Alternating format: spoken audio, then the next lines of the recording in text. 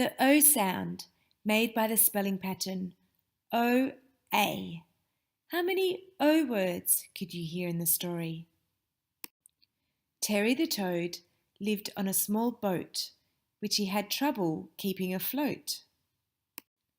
Oh no, not again, Mr. Toad groaned and moaned. All my things are going to get soaked. I want to go and live on dry land.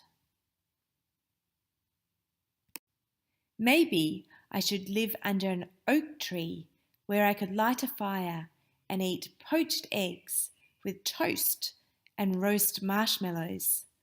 That would be very nice.